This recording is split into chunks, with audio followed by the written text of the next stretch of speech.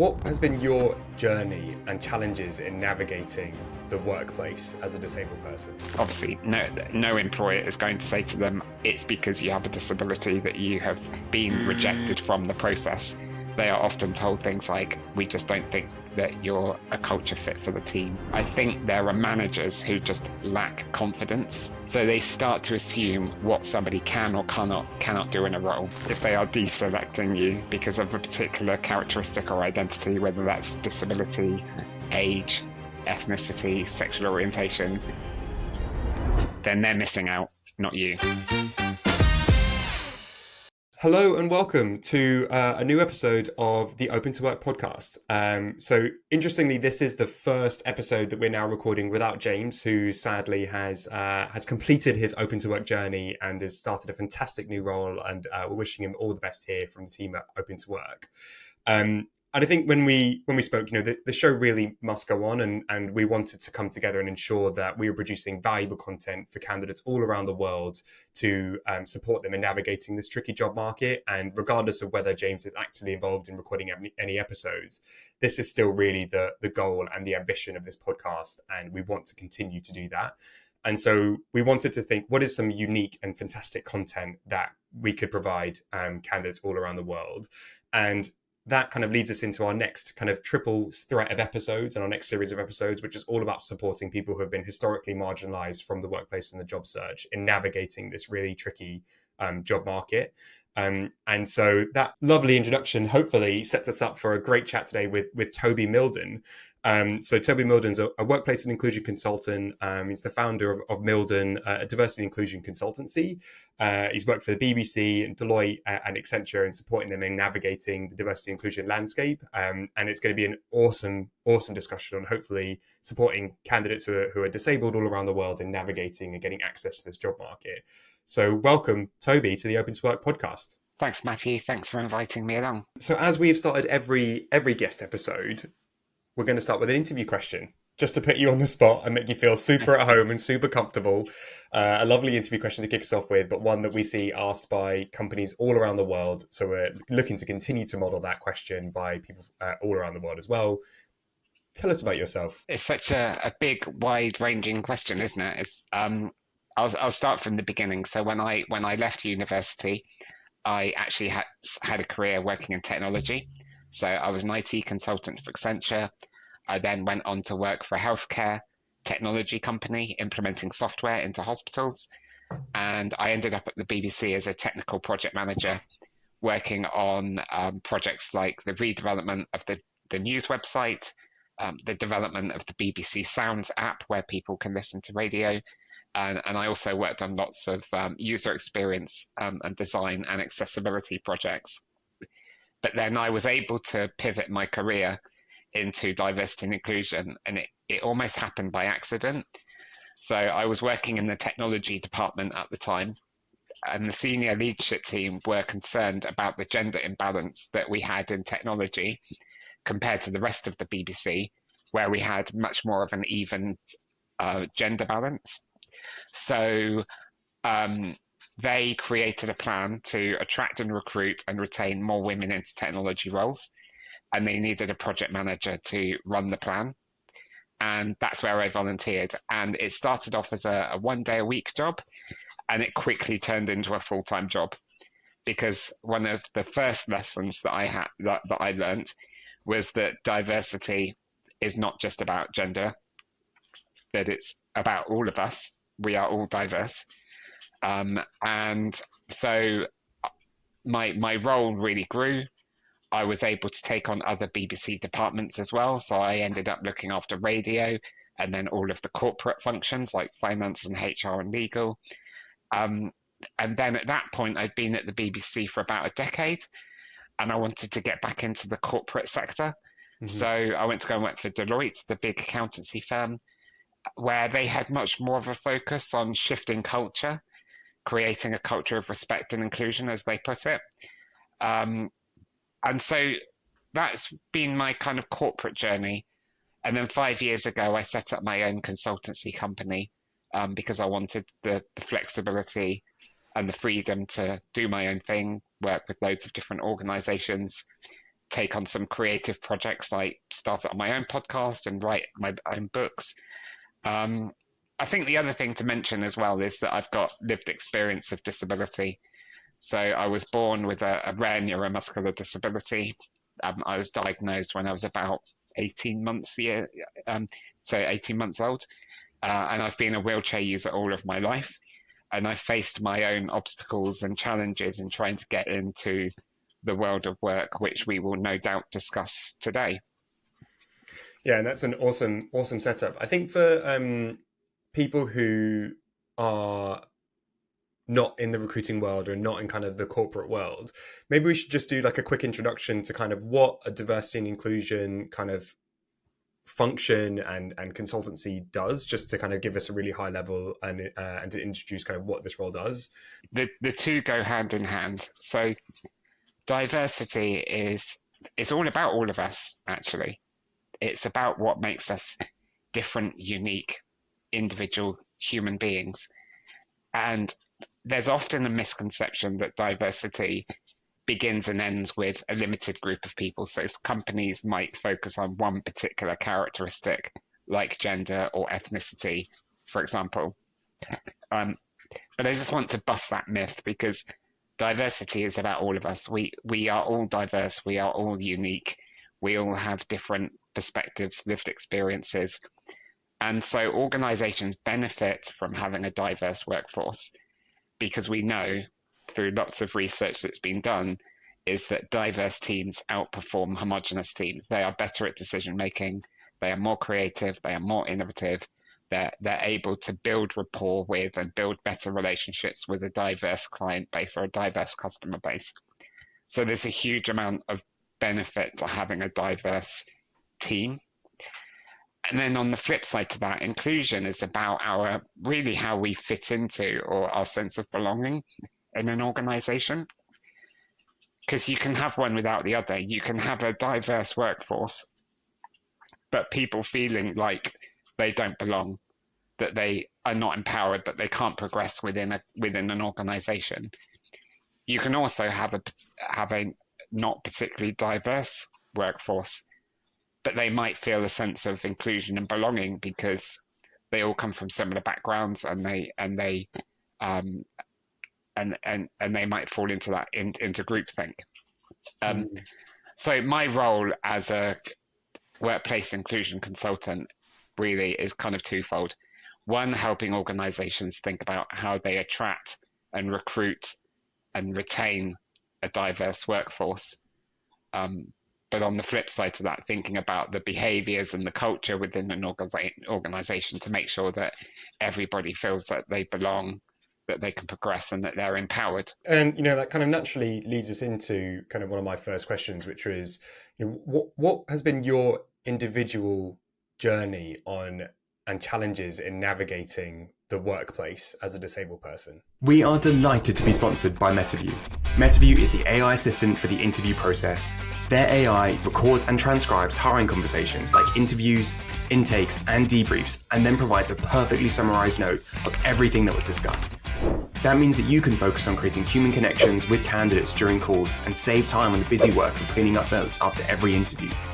I've spoken to so many recruiters and recruiting leaders who are loving using MetaView across their organizations.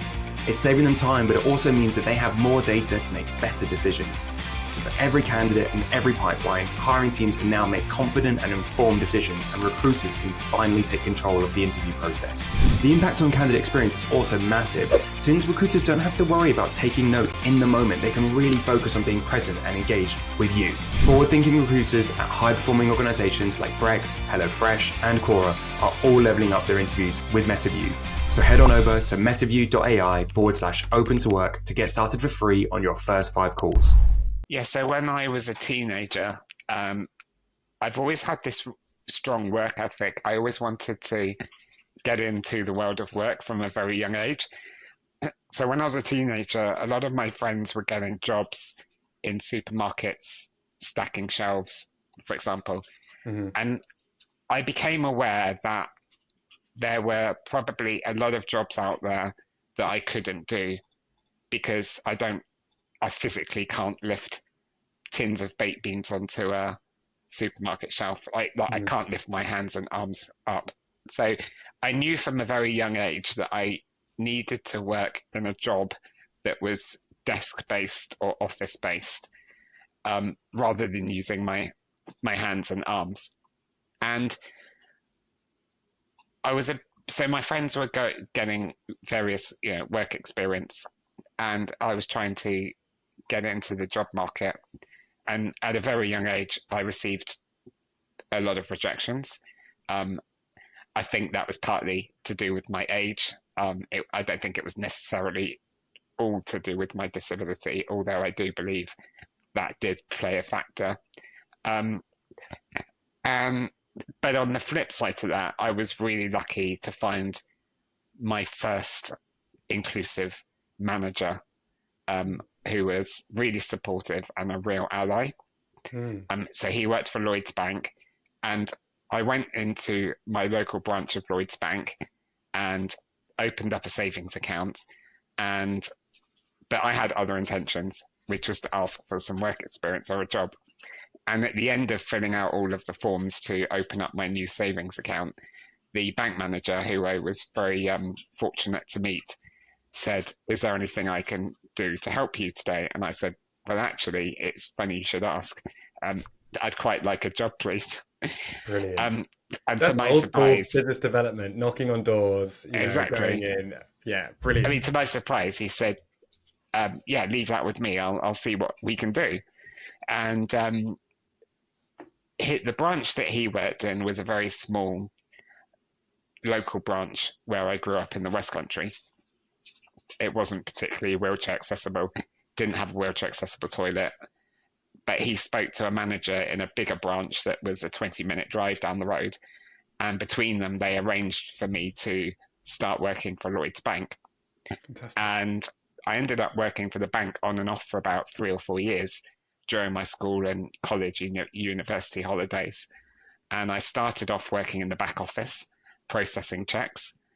I really wanted to be on the front line talking to customers, so I ended up working on the desks, taking customer inquiries, and then phone banking started to be introduced. So I worked in one of the first call centres that Lloyds Bank set up to answer customer queries over the phone.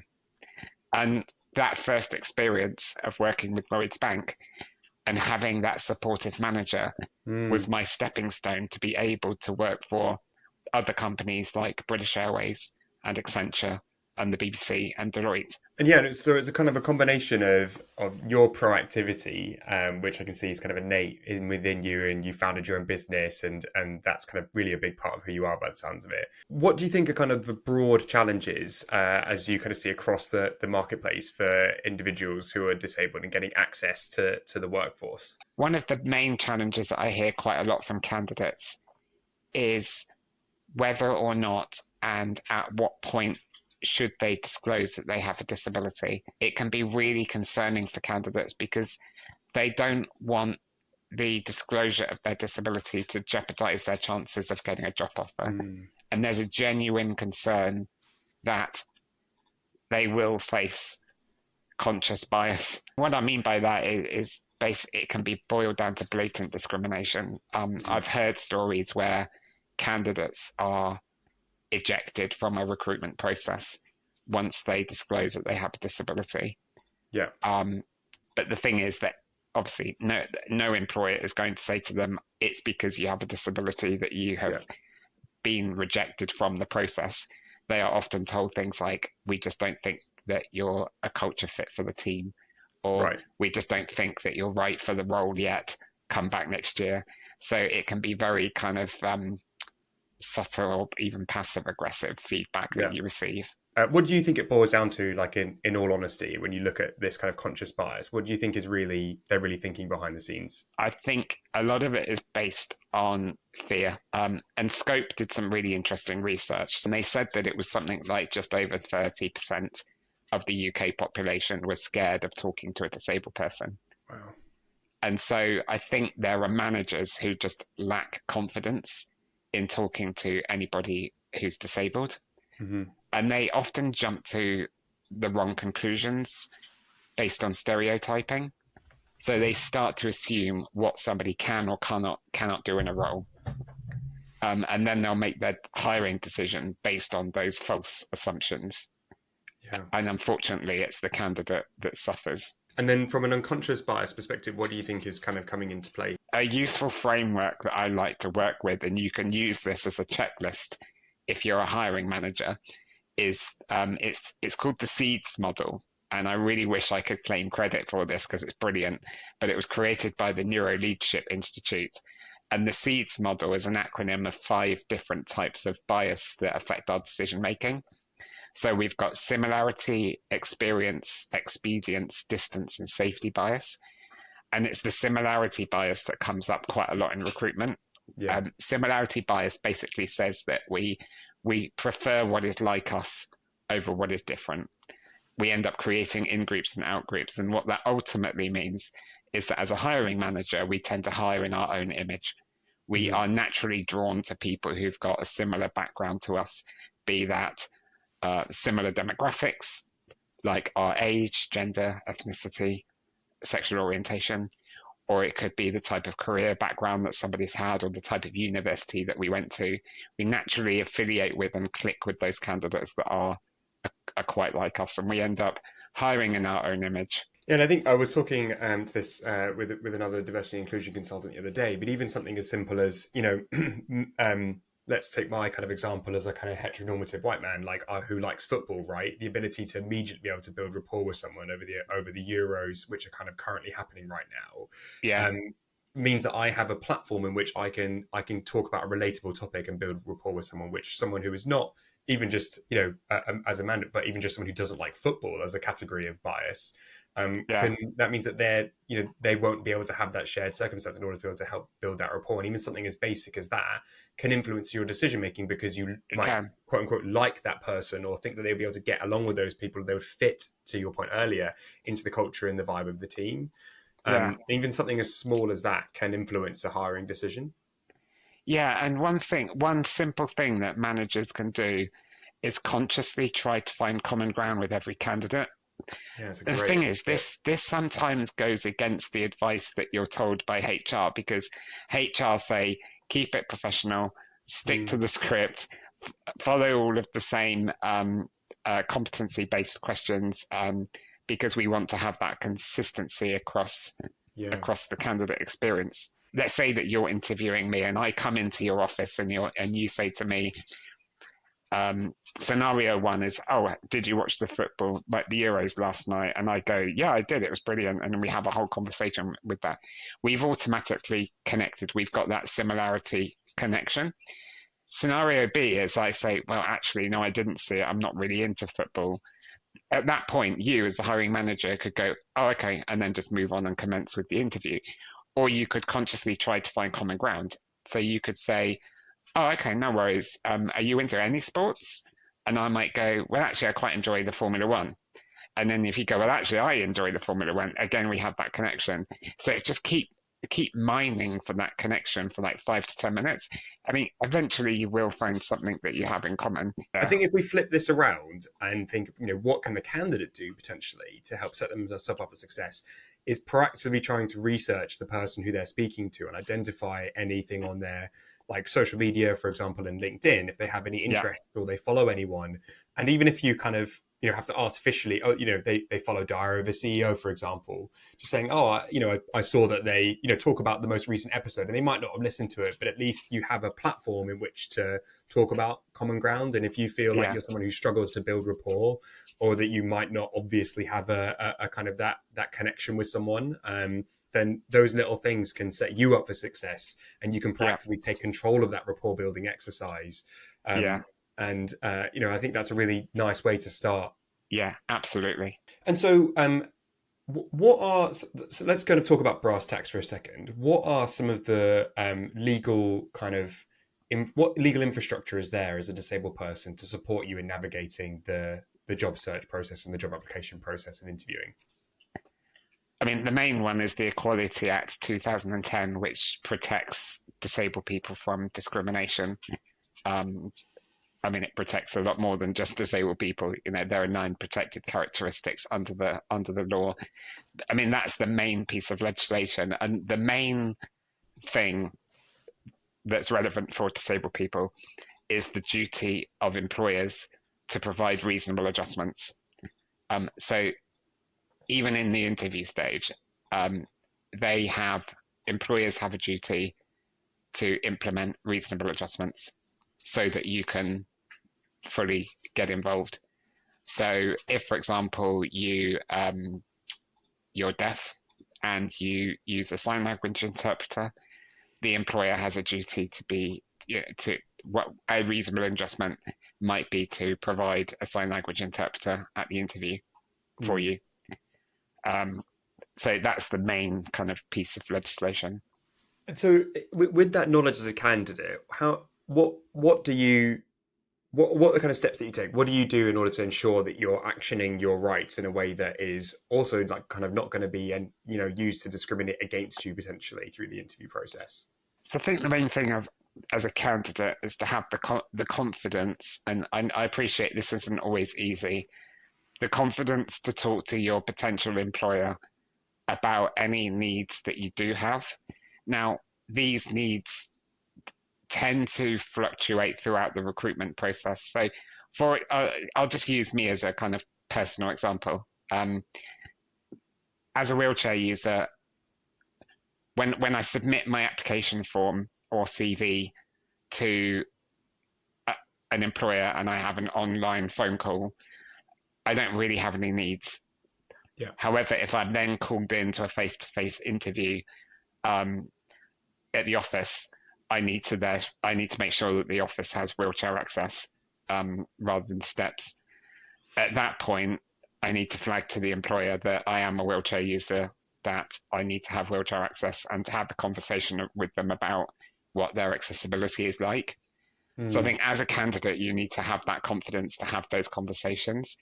So just think about, as you're going through the recruitment process, is there anything that is going to get in your way, that's going to prevent you from being your best and performing at your best?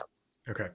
And so kind of as like a kind of last note on this, what are the kind of ultimate recommendations you would give to a candidate who's come from like a historically marginalized group or is disabled in navigating the job market at the moment? I think it's easier said than done, but have confidence in who you are and what value you can bring to an employer.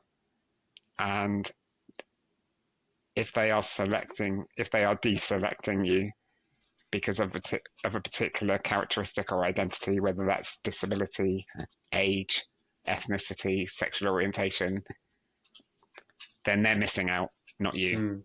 And you will find an employer that will welcome you with open arms. And are there kind of lists out there or organizations that people can go and look to that have kind of put their hands up as more inclusive or kind of more likely to be the sort of employer that if you were kind of from a historically marginalized group, you might be more interested in working to and more likely to culturally align to you? Yeah, so there's many places where employers might pop up. So there are specialist job boards. There are various awards that they might win. From a disability perspective, they might be registered as a disability confident employer, which is a scheme that the government runs. So you might notice a disability confident logo on the company website. And I would say, though, that these things are not necessarily a perfect indicator of inclusion. And actually, a candidate could probably do a really good job just by researching, looking in places like Glassdoor of what former employees or current employees are saying about the company. That's really telling, because a lot of companies apply for these various schemes, accolades, badges, specialist platforms, but it can sometimes be a bit performative. they're window dressing in a way. They're trying to demonstrate that they are a great employer. Behind the scenes, that might not be the case. So as a candidate, if you can do some digging around, looking on social media, LinkedIn, Glassdoor, what people are saying on things like that. And what recommendations would you give to any recruiters or recruiting leaders that are listening to this podcast? I think as an individual, if you are uncomfortable thinking about or talking about disability, take it upon yourself to try and boost your level of confidence. This kind of model that I came up with years ago, I call it lean back, lean forwards, jump in. And what you can do is you can start by leaning back by listening to a podcast about disability by a disabled person, or reading some blog posts about disability. Lean forwards would be going along to an event that your disabled employee resource group, if you're lucky enough to have one in your organization, has organized and networked with disabled employees. And then jump in is a lot more committed. So it could be go and find somebody to mentor you about disability. So I think as an individual recruiter, just do a bit of a sense check about what your level of confidence is around disability out of 10. So I always say to people, how confident do you feel about talking about disability on a scale of 1 to 10? And let's say people say, oh, it's 2 out of 10, it's quite low. I say, okay, how can you move from 2 to 3? I'm not interested in how you go from 2 to 10. I just want to know how you're going to go from 2 to 3, and then write down the action and go do it. I think it's a really interesting and good framework, because I was thinking through that. Like, I think you could kind of apply this to any historically marginalized group, and people's kind of different. And I think at the moment in the UK, we obviously are talking quite a lot about trans rights because of the culture kind of conversations happening in the political sphere as we run up into an election. And I think that when I reflect on like people that struggle with trans issues, it's often because they're not sure how to talk to people who identify as trans, and navigating and making errors, and their nervousness around that is really deep rooted into, as just like one example. And I think if you kind of then correlate that and think about every single historically marginalized group and your individual comfort level in speaking to that group, I think all of a sudden you've got yourself a really interesting introspection of like, okay, it's probably a bit of work that I can do here, and that it's up to me to kind of go on that journey, and it shouldn't be kind of for anyone else. But that's something that all of us should really sit down and do that exercise and have a think about what, our comfort levels. Definitely. And so that was a fantastic conversation. And I think as we end every single episode, we ask you an interview question, another fun way to close a call, but an interview question that was left to you by the previous guest. So the question for you today is, what's one thing you would change about your career and why? It would start right at the beginning. And I did a marketing degree. And I think actually I would perhaps choose another type of subject. I think I'm really interested in psychology. I ended up working in HR.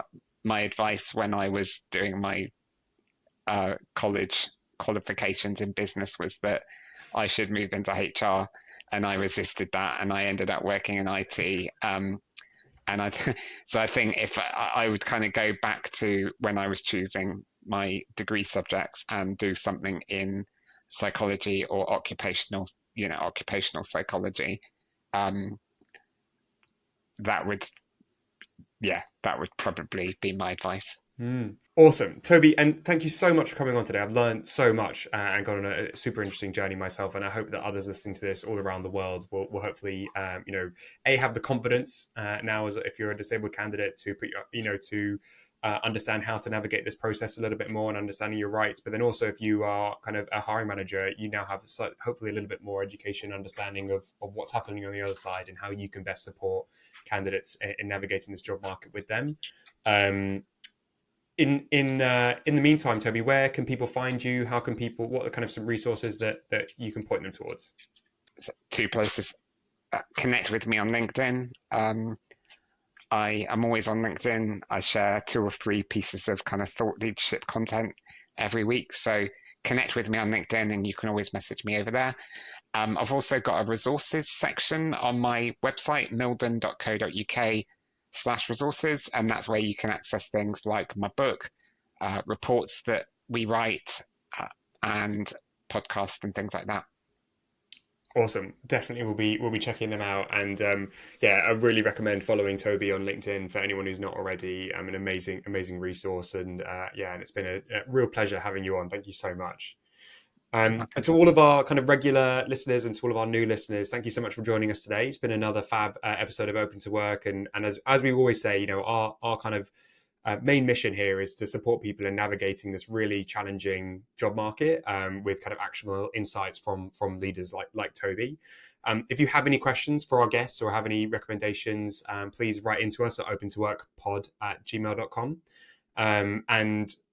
You can follow me as well and follow us on LinkedIn. So Matthew Parker on LinkedIn and Open to Work podcast on LinkedIn as well. Thank you very much, Toby. And until next time, I'm sure I'll see you on the circuit soon. Thanks again. Bye. Thank you.